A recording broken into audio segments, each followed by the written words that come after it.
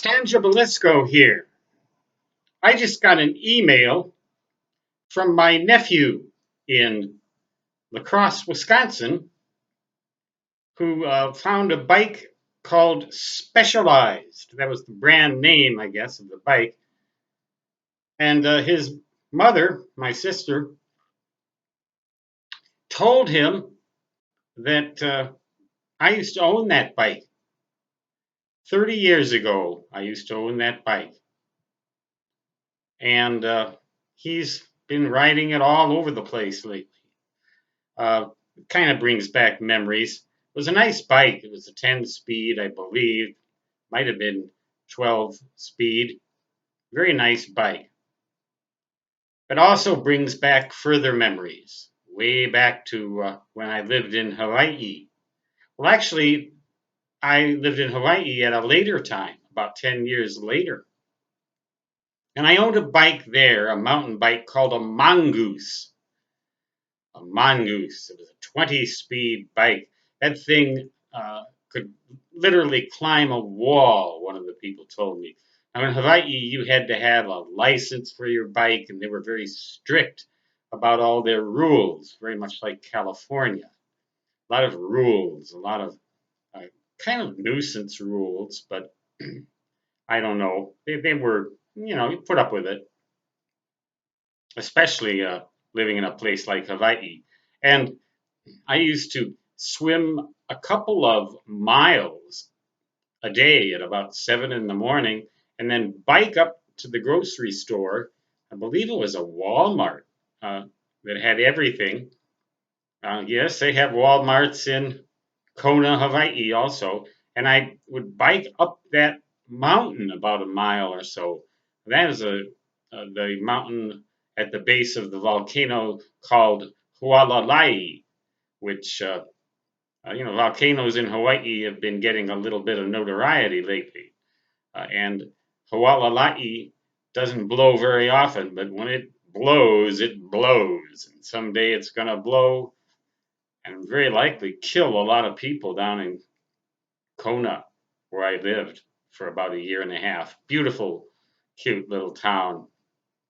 And when you swim and bike and you get all that outdoor activity, you don't have to worry about calories in terms of gaining weight.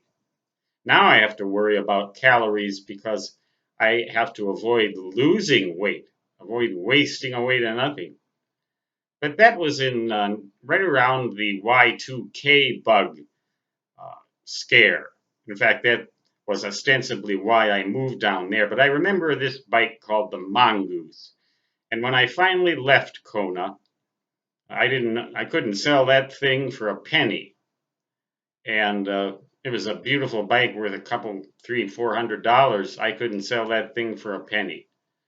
They're not so materialistic down there. So one day, just before I left, I took that Mongoose and I put it on a bike rack and didn't lock it.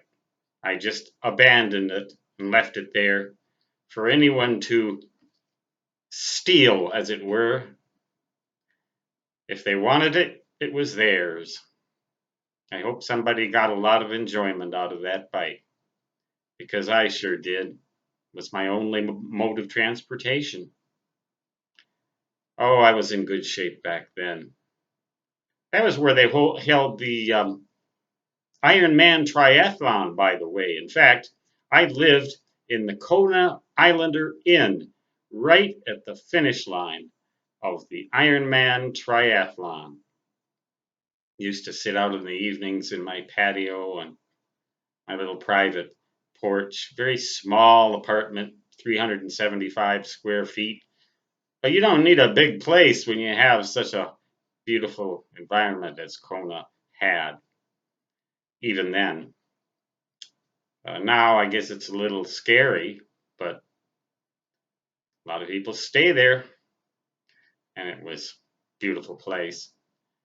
So the Specialized Mongoose kept me in shape, burnt a lot of calories off of this little carcass, and also gave me a lot of pleasure and enjoyment.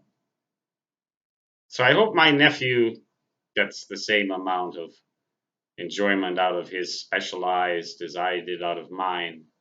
One and the same. Like bike, like nephew, like uncle. Eh? Stangible This goes signing off.